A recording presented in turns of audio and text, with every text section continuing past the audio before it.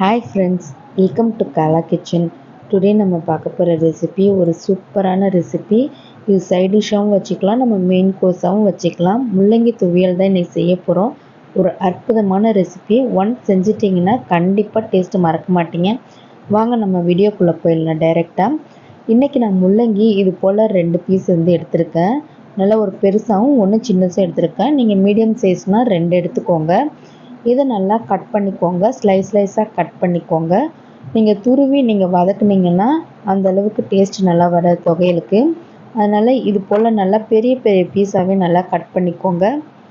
இது போல் நம்ம எல்லா முள்ளங்கியும் கட் பண்ணிக்கலாம். நெக்ஸ்ட்டு ஒரு கடாயில் ஒரு 2 டேபிள் ஸ்பூன் அளவுக்கு எண்ணெய் விட்டுக்கோங்க.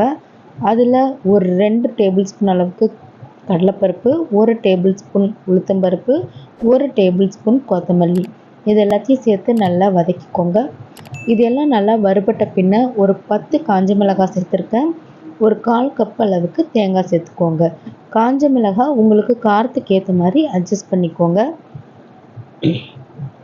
இப்போ இது எல்லாமே நல்லா வறுபடட்டும். இதெல்லாம் நல்லா வறுத்த பின்ன நம்ம இதை ஓரமாக எடுத்து வச்சிடலாம். நல்லா வறுத்துருச்சு. இதை அப்படியே நம்ம வேறு ஒரு பாத்திரத்தில் ட்ரான்ஸ்ஃபர் பண்ணிவிட்டு நெக்ஸ்ட்டு அதே கடாயிலே முள்ளங்கி எல்லாத்தையும் சேர்த்து நல்லா வதக்கிக்கோங்க. முள்ளங்கியை சேர்த்து நல்லா ஒரு தடவை வதக்கின பின்ன இதில் ஒரு மீடியம் சைஸ் அளவுக்கு வெங்காயம் சேர்த்துக்கோங்க. முள்ளங்கி லைட்டாக வதங்கினா போதும். வதங்கின பின் நம்ம வெங்காயத்தை சேர்த்துக்கலாம். வெங்காயமும் இது கூடவே சேர்ந்து நல்லா வதங்கிடும்.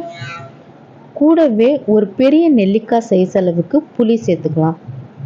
புளி சேர்க்கறதுனால துவையலுக்கு நல்ல ஒரு புளிப்பு டேஸ்ட்டு நல்லா சூப்பராக இருக்கும். அந்த முள்ளங்கியோட வாசனையும் நம்மளுக்கு கம்மியாக இருக்கும்.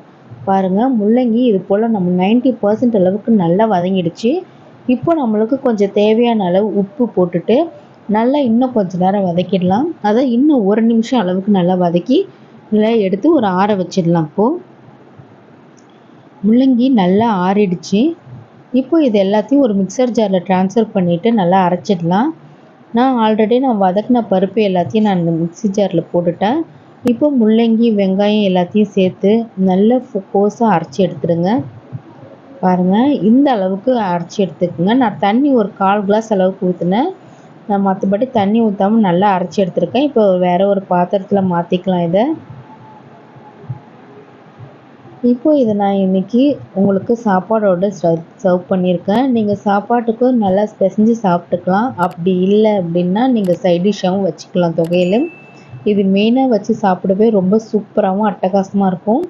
எங்கள் வீட்டில் சின்ன குழந்தைங்கலேருந்து ரொம்ப விரும்பி சாப்பிட்டாங்க இந்த துவையல். கண்டிப்பாக நீங்களும் ட்ரை பண்ணுங்கள். வீட்டில் எல்லோரும் விரும்பி சாப்பிடுவாங்க. அந்த அளவுக்கு ஒரு டேஸ்ட்டில் இருக்கும். நீங்களும் ட்ரை பண்ணி பார்த்துட்டு எப்படி இருந்ததுன்னு கமெண்ட் செக்ஷனில் சொல்லுங்கள். நான் நெக்ஸ்ட்டு வேறு வீடியோவில் வேறு ஒரு ரெசிபியை மீட் பண்ணுறேன். இந்த ரெசிபி பிடிச்சதுன்னா மறக்காமல் ஃப்ரெண்ட்ஸ் ஃபேமிலிஸ்க்கு எல்லாருக்கும் ஷேர் பண்ணுங்கள். மறக்காமல் நம்ம சேனலை சப்ஸ்கிரைப் பண்ணி சப்போர்ட் பண்ணுங்கள். தேங்க்யூ. பாய் பாய்.